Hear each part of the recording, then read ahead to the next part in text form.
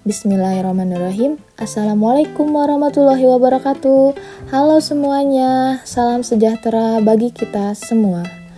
Tak lupa kita ucapkan rasa syukur kita kepada Allah Subhanahu wa Ta'ala. Semoga kita selalu ada dalam lindungannya. Yang terhormat, dosen pengampu kita, Ibu Dr. Cucun Sunaisih MPD, dan rekan-rekan semua. Di sini, kami dari kelompok 8 akan memaparkan kebijakan dan inovasi peningkatan mutu sekolah. Oke, di sini kami akan mengenalkan 3 orang dari kelompok kami. Yang pertama ada Angel Holilah dengan NIM 22090057. Yang kedua ada Cindy Tia Nabila dengan NIM 22099913. Yang terakhir ada Siti Aisyah Niar dengan NIM 22035565. Nah, selanjutnya ada pengertian konsep kebijakan dan inovasi peningkatan mutu sekolah yang akan dipaparkan oleh rekan saya, Angel Holilah. Kepadanya saya persilahkan. Sebelum kita mengetahui secara luas tentang kebijakan dan inovasi peningkatan mutu sekolah, alangkah lebih baiknya kita mengetahui pengertian dari kebijakan dan inovasi peningkatan mutu sekolah. Kebijakan dan inovasi peningkatan mutu sekolah ini serangkaian tindakan yang bertujuan untuk meningkatkan kualitas pendidikan di sebuah sekolah. Kebijakan tersebut dapat kebijakan pemerintah, kebijakan sekolah, atau kebijakan yang bersifat internal.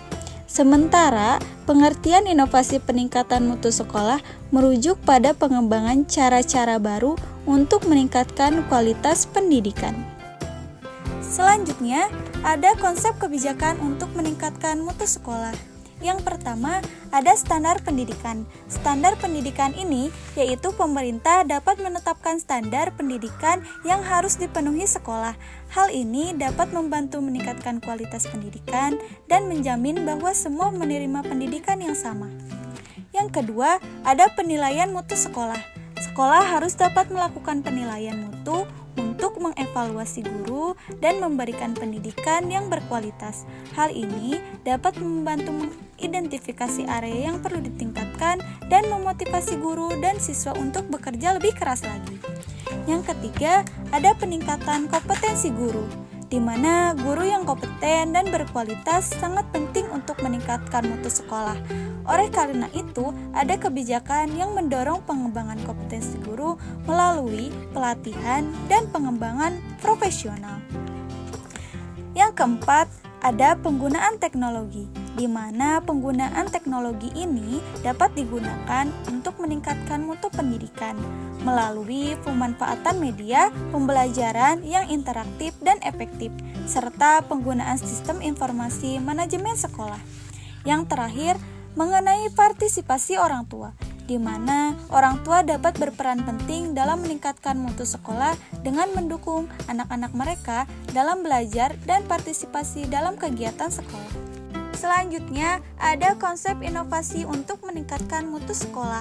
Ada beberapa hal yang perlu dibahas. Yang pertama, ada pembelajaran berbasis proyek, di mana pembelajaran berbasis proyek ini melibatkan siswa dalam proyek nyata yang relevan dengan kehidupan mereka. Hal ini dapat membantu meningkatkan keterampilan kritis dan kreatif siswa, serta memberikan pengalaman pembelajaran yang lebih menyenangkan. Yang kedua, ada pembelajaran kolaboratif, di mana pembelajaran kolaboratif ini melibatkan siswa dalam kerjasama interaksi sosial untuk mencapai tujuan bersama. Hal ini dapat membantu meningkatkan keterampilan siswa dan komunikasi siswa.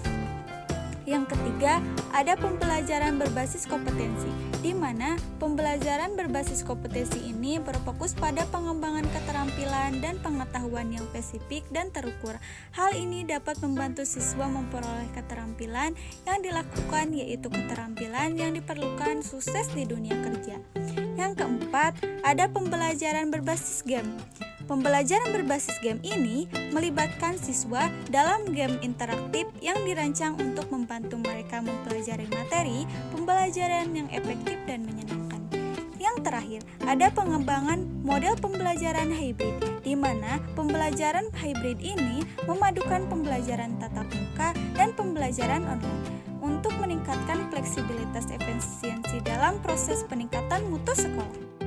Nah, di sini saya akan memaparkan mengenai strategi meningkatkan mutu pendidikan di sekolah.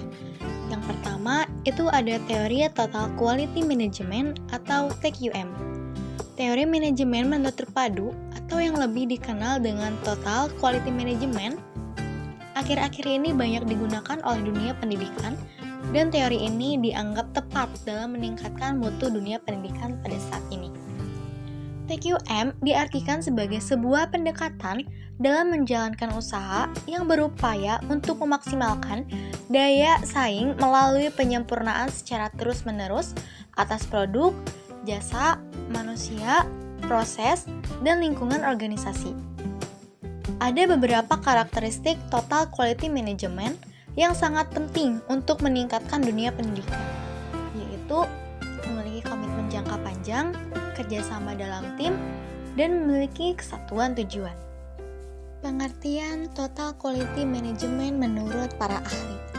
Yang pertama, menurut Edward Salis, Total Quality Management pada pendidikan adalah sebuah filosofis perbaikan secara terus-menerus yang dapat memberikan seperangkat alat praktis kepada setiap institusi pendidikan dalam memenuhi kebutuhan, keinginan, dan harapan para pelanggannya di masa yang akan datang.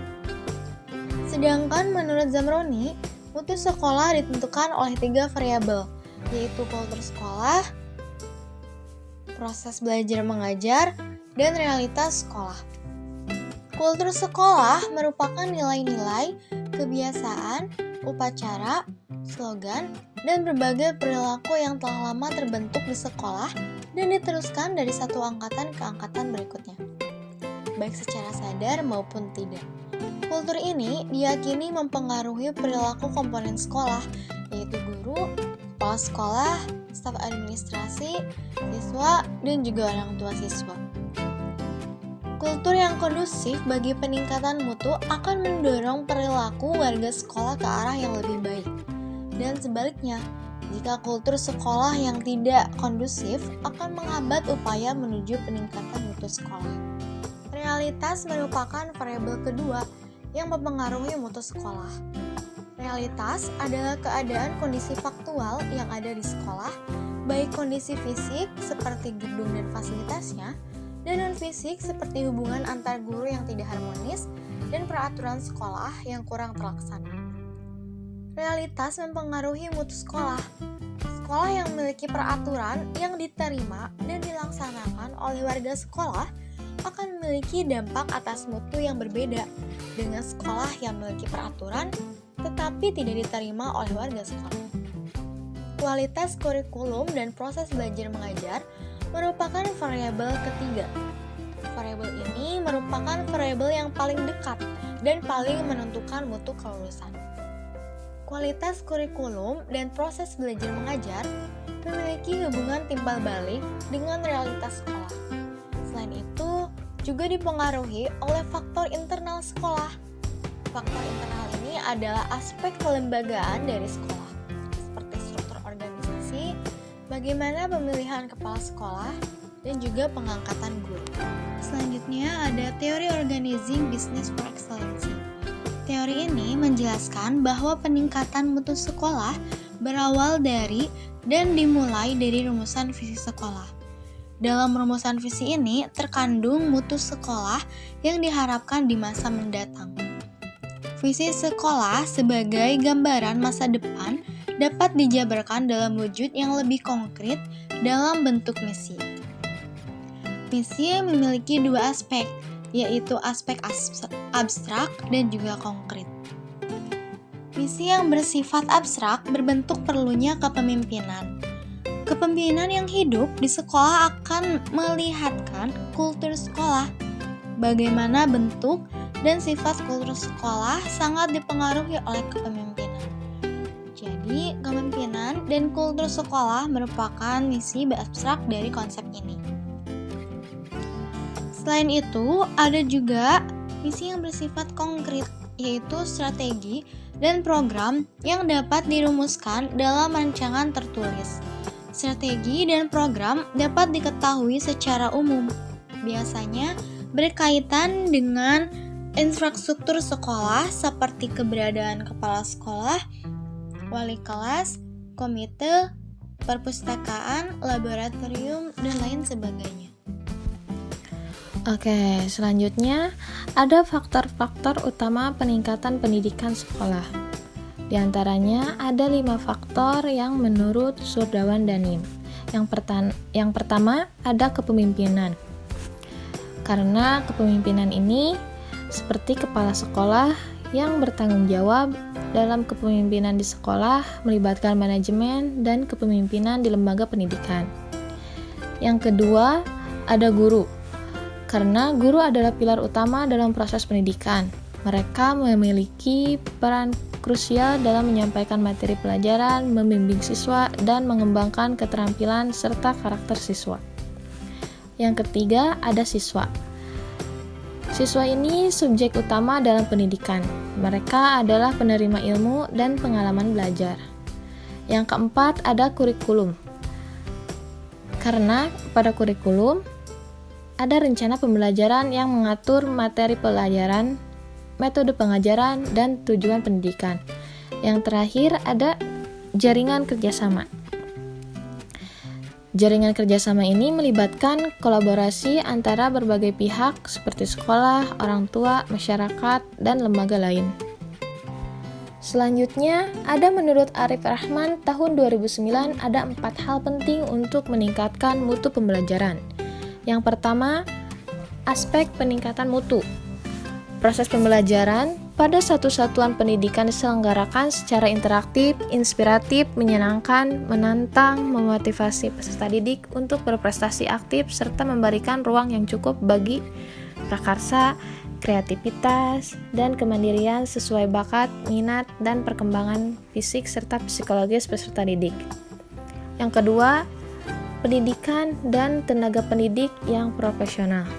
Setiap satuan pendidikan harus melakukan perencanaan proses pembelajaran, pelaksanaan proses pembelajaran, penilaian hasil pembelajaran, dan pengawasan proses pembelajaran untuk terlaksananya proses pembelajaran yang aktif dan dinamis. Yang ketiga, program menunjang perbaikan mutu. Institusi pendidikan baik negeri maupun swasta perlu mengadakan kegiatan ilmiah yang dapat mengembangkan potensi guru melalui seminar, pelatihan, workshop, dan lainnya secara berkelanjutan. Yang keempat, ada intrakurikuler dan ekstrakurikuler. Intrakurikuler merujuk pada kegiatan yang terjadi dalam kurikulum formal seperti pembelajaran di kelas. Dan ekstrakurikuler melibatkan kegiatan di luar kurikulum formal seperti klub, organisasi, dan kegiatan olahraga. Keduanya memiliki peran penting dalam mengembangkan keterampilan, minat, dan bakat siswa, serta mendorong partisipasi aktif dalam lingkungan sekolah. Selanjutnya, saya kembalikan kepada rekan saya, Angel Halilah. Dapat disimpulkan bahwa kebijakan dan inovasi peningkatan mutu sekolah bertujuan untuk meningkatkan efektivitas pembelajaran dan membuat siswa lebih terlibat dalam proses pembelajaran.